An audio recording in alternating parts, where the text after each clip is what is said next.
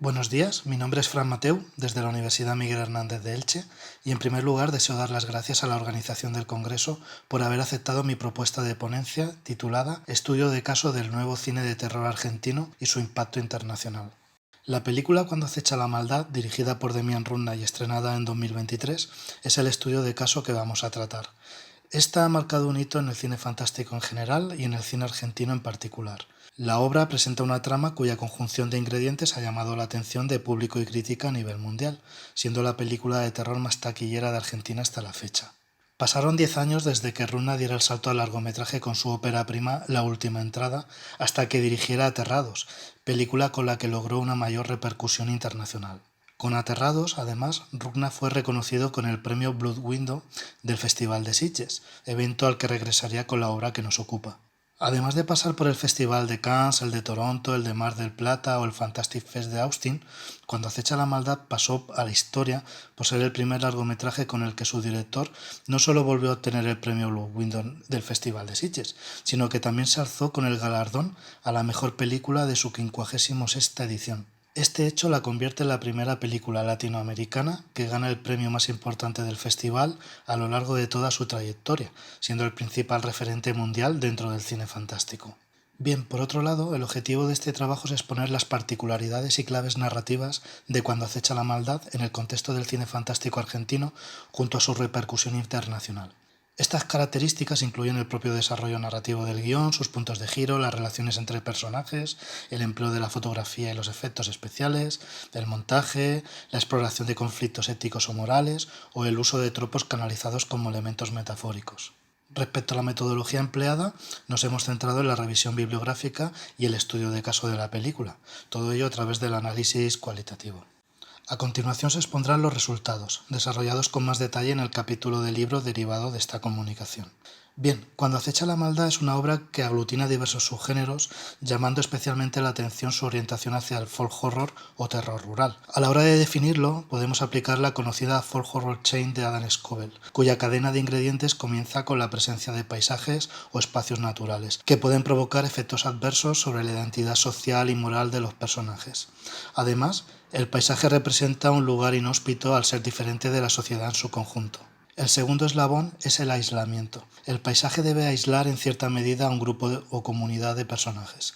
Este aislamiento no tiene por qué ser necesariamente en espacios rurales, es decir, puede darse cuando los personajes están distanciados de algún progreso social. Esa detención del progreso puede conducir a ciertos sistemas de creencias y moralidad sesgados, siendo otro de los elementos.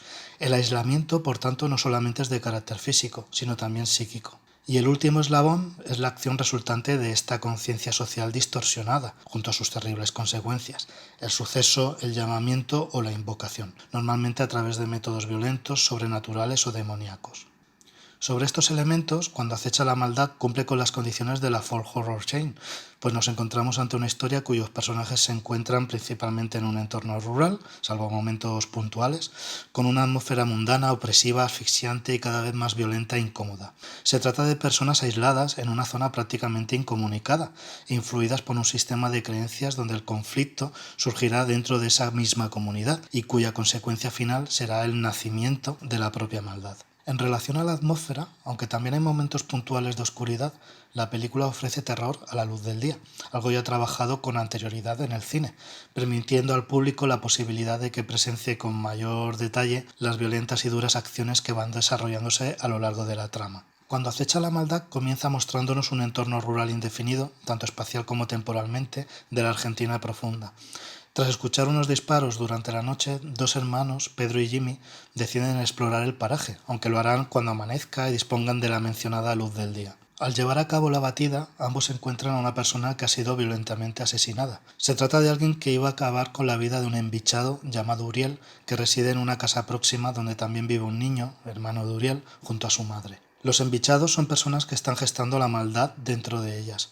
Cuando aparece uno, algo que ya ha ocurrido anteriormente dentro del propio folclore inventado para la película, alrededor suyo comienzan a desencadenarse acontecimientos negativos hasta que el embichado finalmente hace salir a la maldad de su interior, que actuaría como una especie de virus. Por su parte, el personaje de Ruiz es el terrateniente de la zona donde habita el embichado, y cuando es informado del suceso, lo único que desea es que éste sea alejado todo lo posible de su territorio.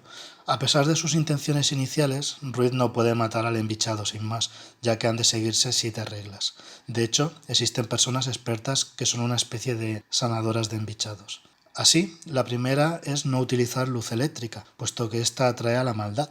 La segunda es mantenerse alejados de los animales, ya que son los primeros en infectarse y reaccionan mediante conductas extrañas y agresivas.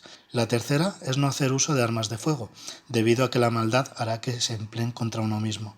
La cuarta es no herir al embichado, ya que el mal nunca puede morir. La quinta es no ponerse en contacto físico con él, pues sería un modo de contagiarse. La sexta es no mencionar a la maldad por su nombre, porque de hacerlo se atraerá aún más al sentirse invocada. Y la séptima es que no se debe tener miedo a morir o a la muerte, ya que la maldad se alimenta del miedo de las personas. Estas reglas se irán quebrantando poco a poco conforme avance la película, empeorando cada vez más el conflicto desatado con el incidente inductor.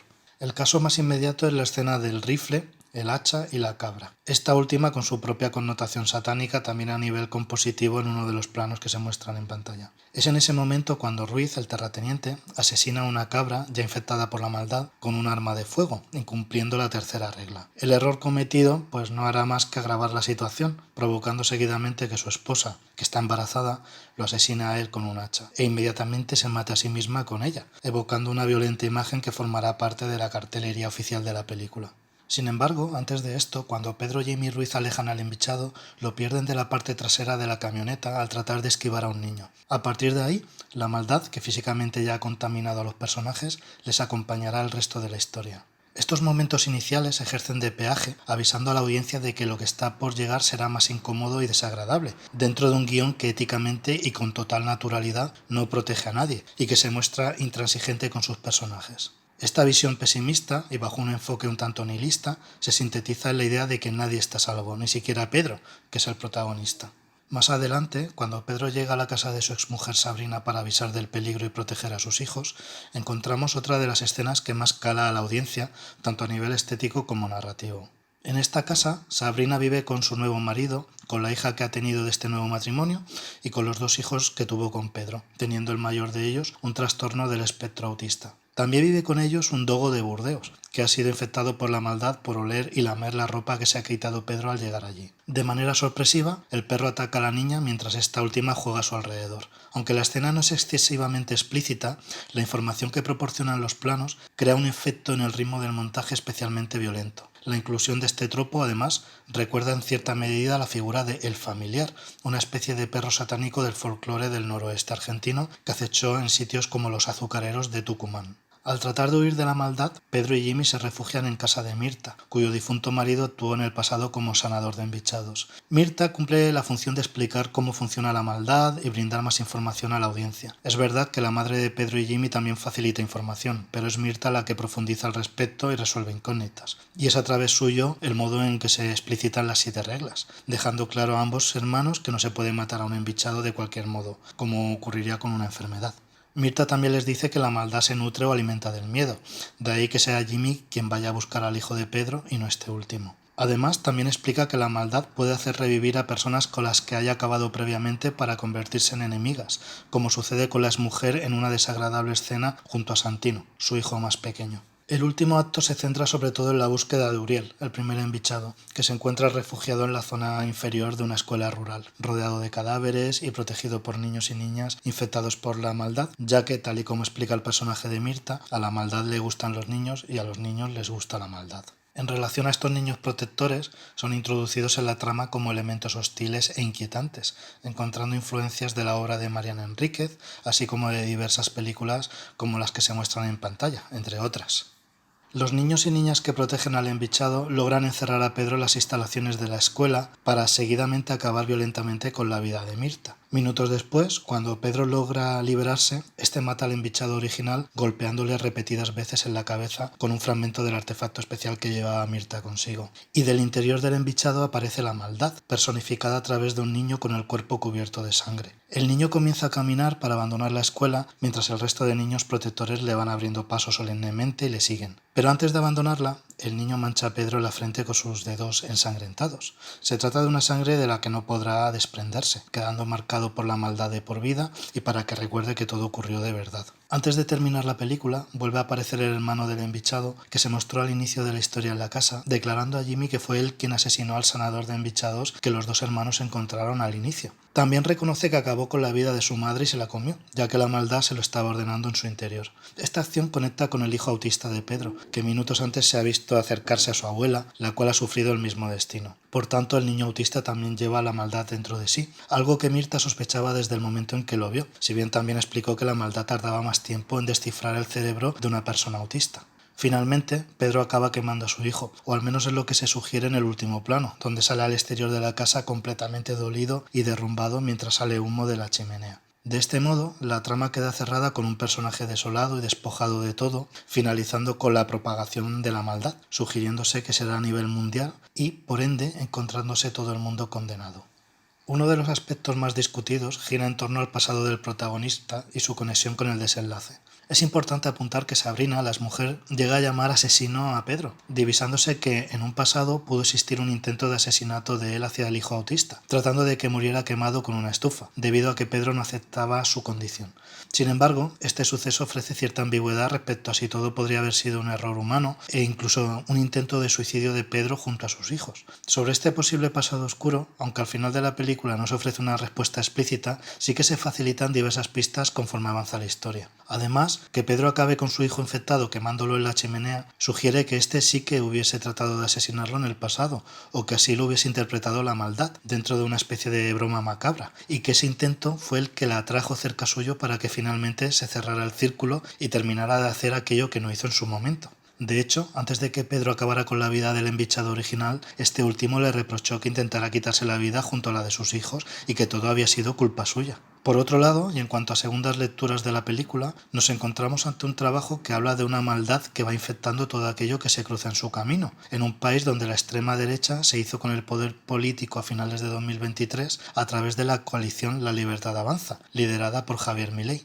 Se podría observar, por tanto, una relación entre la maldad y la ignorancia con el estado político y gubernamental que acecha el futuro incierto de Argentina. También se trata de un país donde la propagación de pesticidas agrícolas ha originado serios problemas de salud en determinadas poblaciones rurales. En este sentido, el director de la película se fijó en este fenómeno para desarrollar la historia, que también entroncaría con la idea de la maldad como ente infeccioso. En cuanto a nuestras conclusiones, la conjunción de elementos narrativos y estéticos que componen Cuando acecha la maldad la convierten en una obra de especial interés y a su vez justifica el impacto global que ha conseguido, sobre todo a raíz de su paso por Sitges, volviendo a poner el cine fantástico argentino en el punto de mira internacional.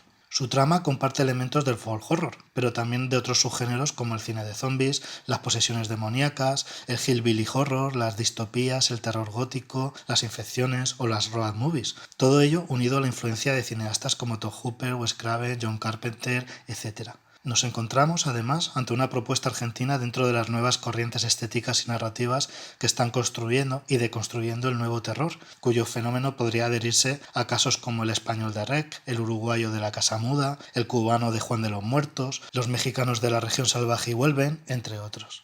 Del mismo modo, se trata de una película que también contribuye ofreciendo como resultado un trabajo con un universo y personalidad propios, haciendo a la audiencia partícipe de una atmósfera podrida e incómoda y alejándose de la ambientación nocturna y el jump scare habituales de los blockbusters de terror. Por ello, la película se aleja de ciertos clichés y se desmarca de la ingente producción de corte fantástico que está desarrollándose alrededor del mundo, sin olvidar las dificultades que supone sacar adelante una película así en Argentina. Esto último implica ciertos desafíos añadidos, sobre todo a nivel económico.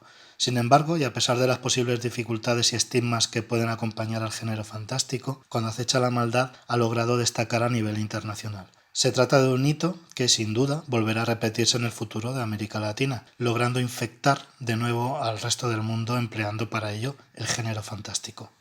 Y hasta aquí mi ponencia. Muchas gracias por su atención.